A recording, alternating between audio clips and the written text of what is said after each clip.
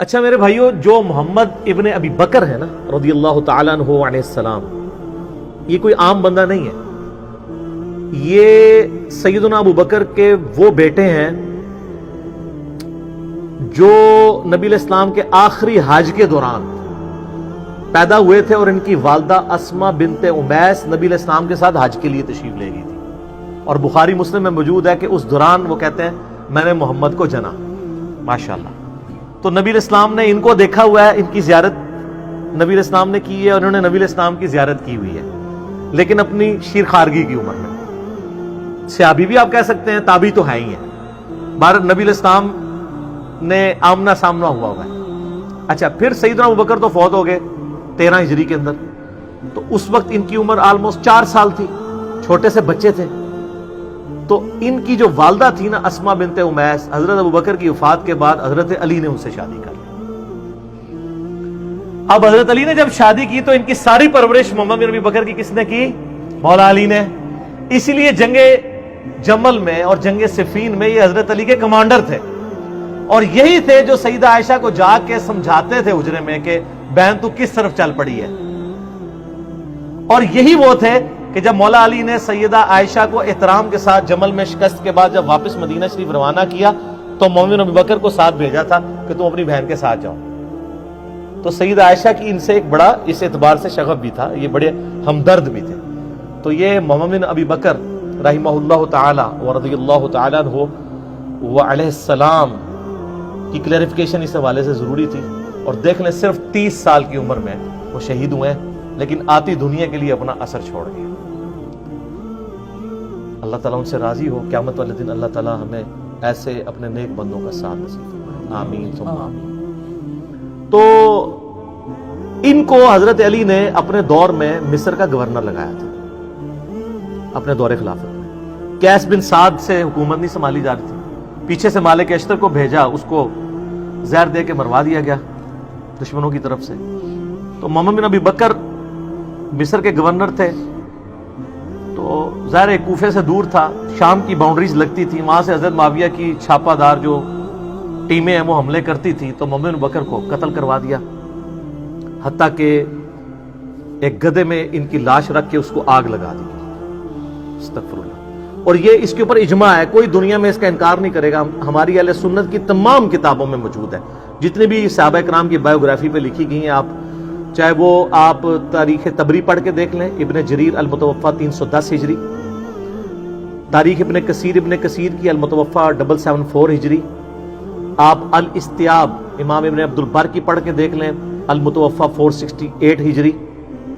آپ کو ساری کتابوں میں ابن اسیر کی جو ہے اسود الغابہ المتوفا 630 ہجری، جس کی شرح ابن حجر اسقلانی المتوفا 852 ہجری، الاصابہ انہوں نے لکھی. 8000 صحابہ کرام کے حالات زندگی اس میں لکھے ہیں، اردو میں ترجمہ ہو کے آ چکی ہے. آپ اس میں محمد بن ابی بکر کا پڑھ لیں ان کے ساتھ کیا ہوا تھا. حتیٰ کہ صحیح مسلم شریف میں بھی اس کا ذکر موجود ہے، انٹرنیشنل نمبر کے مطابق 4722 اشارتاً صحیح مسلم میں آتا ہے. اما عائشہ سے ایک بندہ مصر سے ملنے کے لیے آیا تو انہوں نے پوچھا ہاں مصر کے حکمران کی کیا حالت ہے، کیونکہ اما عائشہ کے بھائی کو مار کے تو وہاں حضرت معاویہ نے اپنا حکمران لگا دیا تھا، اور مصر جو ہے وہ چھین لیا تھا حضرت علی سے. تو ظاہر ہے جو دنیا دار بادشاہ ہوتے ہیں وہ اپنے چمچوں کو نوازتے ہیں. تو ان کا ہمارا جو گورنر ہے وہ تو بہت اچھا ہے، ہمارا خرچہ پانی ختم ہو جائے خرچہ دے دیتا ہے، ہمارا اگر گھوڑا مر جائے نیا گھوڑا خرید کے دے دیتا ہے، اور اگر کوئی غلام مر جائے تو نیا غلام دے دیتا ہے.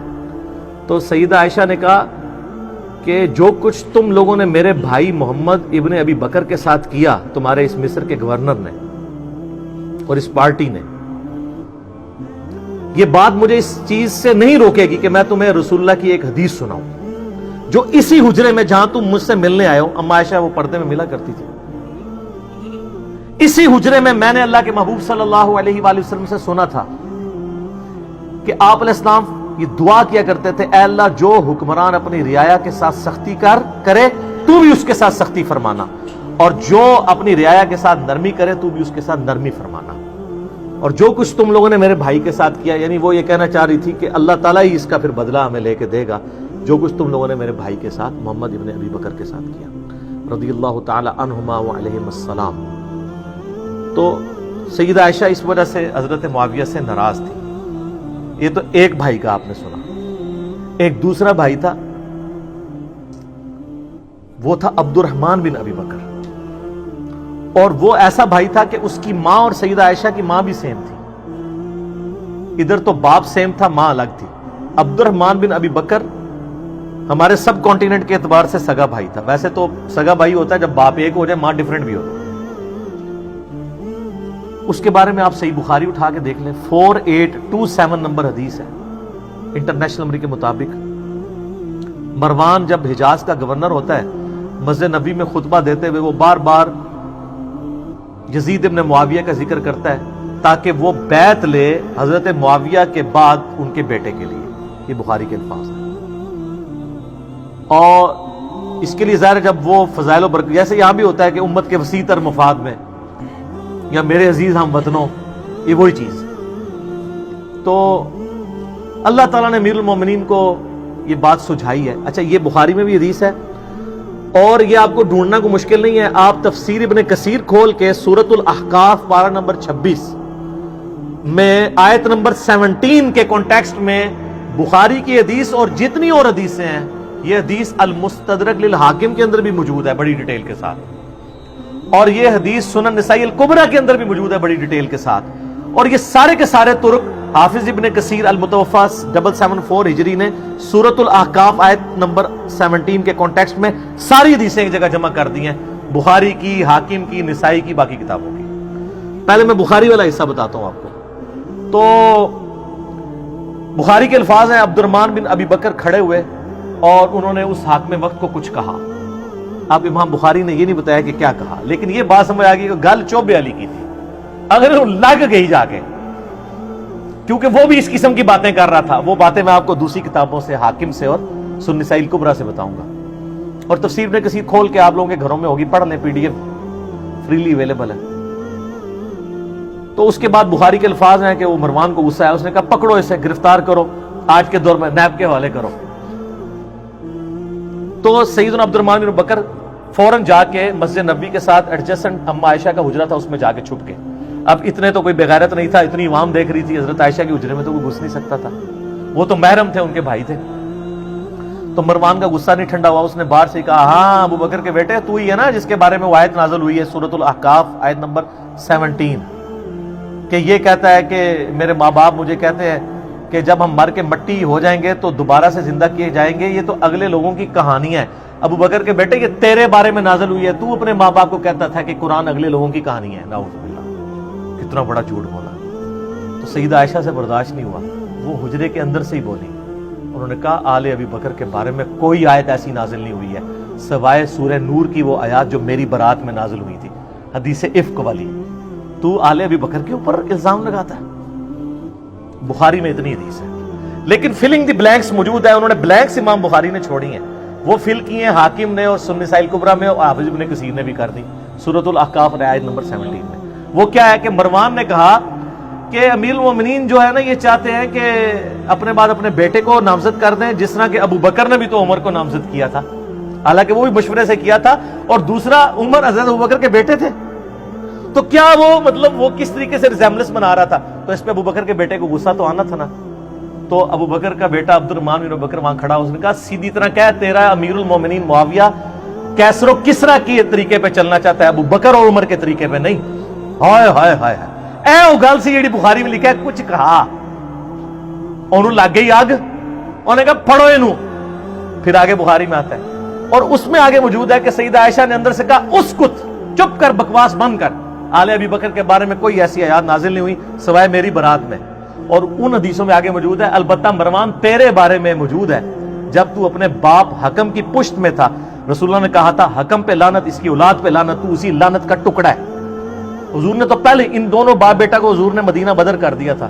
حضرت ابوبکر کے ساتھ بڑی سفارشیں کی, حضرت عثمان نے واپس لانے کی, کوئی رشتہ دار تھا نہیں آنے دیا, حضرت عمر نے نہیں آنے دیا, پھر حضرت عثمان اپنے دور میں رشتہ داری کی وجہ سے لے آئے, اور حتیٰ کہ اپنی بیٹی کا نکاح بھی مروان سے کر دیا, اور پھر وہی گھاٹے فٹ ہو گیا. اسی کی وجہ سے مسلمان رعایا پھر حضرت عثمان کے خلاف ہوگی. ایک تلخ حقیقت ہے, یوٹیوب پہ میرا کلپ دیکھ لیں, حضرت عثمان کی شہادت کے اصلی اسباب, جعلی اسباب نہیں, جی عبداللہ بن سبا تھا، 40,000 صحابہ اس کے پیچھے لگ گئے، یعنی حضور کے تربیتی یافتہ صحابہ 40,000، ایک ابن سبا نے ان کی مت مار دی. بالکل جھوٹ ہے، میں نے بخاری مسلم سے اپنے پمفلٹ میں جس کا تعارف میں اینڈ پہ کراؤں گا، یہ سارا کچھ کھول دیا ٹروتھ. اچھا اب ظاہر ہے جب یہ دشمنی ہو تو آپ کیا سمجھتے ہیں دشمنی ختم ہوتی ہے؟ ساری اہل سنت کی تاریخی کتابیں جن کا میں نے حوالہ دیا اس میں ملتا ہے کہ عبد الرحمن بن ابی بکر پھر جا کے چھپ گئے. کچھ عرصے بعد کسی غار سے ان کی لاش ملی، اور لاش لا کے پھر مکے میں لا کے دفنایا گیا ان کو قبر پہ، قبر کے اندر.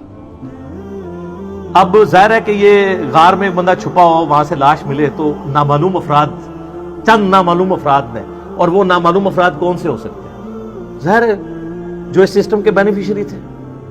ہم نام نہیں کسی کا لیتے، جہاں نام تھا میں نے نام لے کے کہا، جہاں نام نہیں ہے صرف نامعلوم افراد ہیں، وہ آپ کو خود پتہ چل رہے ہیں کون نامعلوم افراد ہیں. حتیٰ کہ جامعہ ترمذی میں موجود ہے 1055 نمبر حدیث انٹرنیشنل نمبر کے مطابق، اما عائشہ عبد الرحمن بن ابی بکر کی قبر پہ آئیں، روئیں، وہاں پہ آ کے اشعار پڑھے. وہ بڑے دردناک عربی کے اشعار ہیں کہ ایک زمانہ تھا اے میرے بھائی، ہم اکٹھے ایک گھر میں رہتے تھے، ہم نے کبھی سوچا بھی نہیں تھا ہم ایک دوسرے سے کبھی جدا بھی ہوں گے، اور آج یہ حالت ہے کہ ہمیں یہ یاد بھی نہیں کہ ہم دونوں اکٹھے تھے. اور اگر میں تیری موت کے وقت تیرے پاس موجود ہوتی اور ساتھ یہ کفن دفن والا معاملہ کرتی تو میں تیری قبر پہ بھی نہ آتی، چونکہ تو میری غیر موجودگی میں فوت ہوا ہے اس لیے میں تیری قبر پہ آئی. تو آپ اس پورے سینیریو میں دیکھیں محمد بن ابی بکر کے ساتھ کیا کیا ان لوگوں نے، عبد الرحمن بن ابی بکر کے ساتھ دو بھائی اما عائشہ کے اس طریقے سے دنیا سے رخصت ہوئے.